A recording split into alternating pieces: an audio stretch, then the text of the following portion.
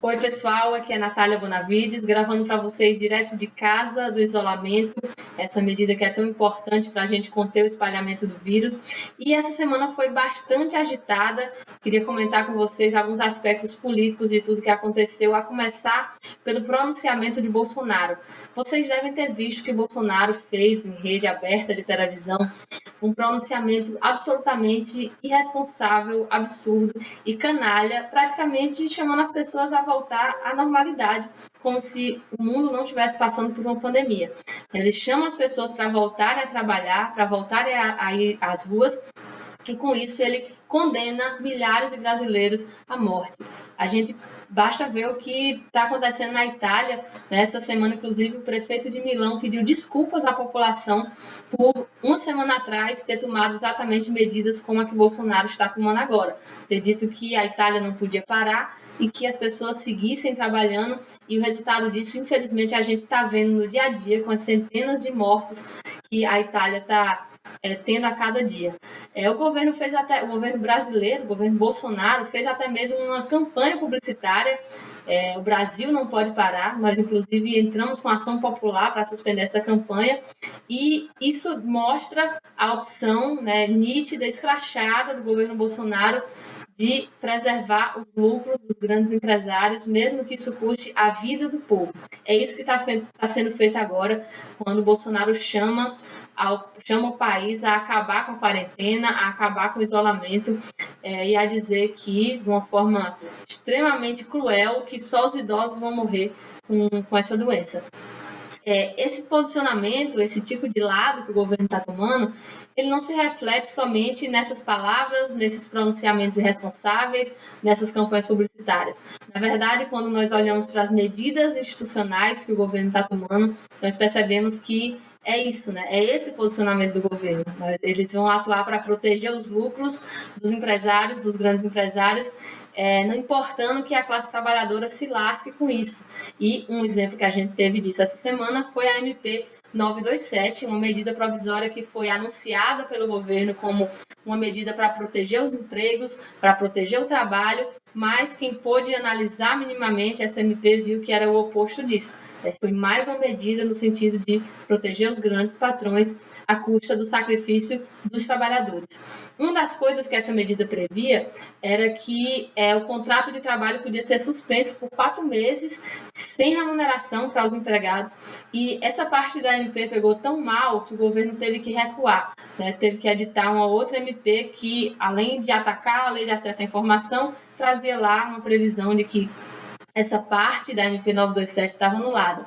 Mas é importante que a gente saiba que essa alteração não significou que essa medida passasse a ser uma medida boa. Muito pelo contrário, lá continua previstas coisas como que o empregador pode cortar até 25% do salário dos empregados sem que sequer precise, para isso, reduzir a carga horária.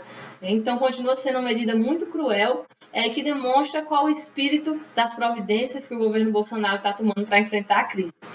E diante desse cenário, dessa política assassina do governo Bolsonaro, que está estimulando as pessoas a voltarem a trabalhar, mesmo sabendo que isso vai significar mais mortes, que está trazendo medidas que atacam os direitos dos trabalhadores, quando os trabalhadores estão mais vulneráveis, diante desse cenário todo, é que a oposição tem trabalhado fortemente no parlamento para trazer medidas que vão em sentido oposto, medidas que permitam que a população, que a classe trabalhadora passe por isso, mantendo condições mínimas de sobrevivência. E aí são várias propostas nesse sentido que nós do PT, que parlamentares de outros partidos de oposição estão apresentando, mas entre elas, uma das mais importantes era a que garantia uma renda mínima para os trabalhadores mais vulneráveis. Foram intensos debates sobre esse tema da renda mínima, até que esse tema chegou à votação na Câmara. Eu acho que a gente já comentou aqui que a Câmara está funcionando de forma remota, com votações virtuais, com sessões virtuais, e foi possível na quinta fazer o debate desse tema. Vocês devem ter visto que o governo Bolsonaro propunha um voucher de R$ 200 para os trabalhadores informais, né? Essa era a proposta de ajuda de renda mínima, enfim, que o governo tinha, de R$ 200. Um setor liberal do Congresso, representado pelo próprio presidente da Câmara, Rodrigo Maia, propunha que fosse R$ 500. E nós, da oposição, defendíamos que fosse de um salário mínimo, afinal, o salário mínimo tem esse nome não é por outra razão, né? A gente pressupõe que menos que aquilo não dá para ser dado aos trabalhadores para que eles possam ter as condições mínimas de sobrevivência. Pois bem, depois de muitos debates e articulações, nós chegamos na seguinte medida que foi aprovada. É um valor de R$600 a R$1.200 por família. Então, um trabalhador que esteja em situação vulnerável, ou desempregado, ou seja, trabalhador informal, ou seja, microempreendedor, vai ter direito a R$600, podendo haver até 2 desses benefícios por família. E, no caso das mães solo, né, das famílias que são chefiadas por mulheres, também será possível ter direito às 2 partes desse benefício, então chegando a R$1.200. Isso significa que a mobilização popular que foi sendo feita ao longo desses dias, tanto nas redes sociais como através dos panelaços, das manifestações de janela, foram muito importantes para que o governo fosse derrotado nesse debate. Um governo que começou prevendo a ajuda de R$200 e que agora, por causa dessa vitória que nós conquistamos na votação do Congresso, vai ter que organizar o pagamento de até R$1.200 por família. Se vocês forem ver no Twitter de Bolsonaro, ele vai estar tentando capitalizar isso como se fosse uma medida do governo, né? Mas a verdade é que foi uma luta muito grande da oposição, com o respaldo popular que existiu em torno desse tema, para que a medida fosse aprovada assim, com até R$1.200 por família. Nós sabemos que precisamos avançar muito mais em vários outros tipos de medidas para que o povo trabalhador possa avançar esse período tão duro, tão difícil, com condições dignas de sobrevivência.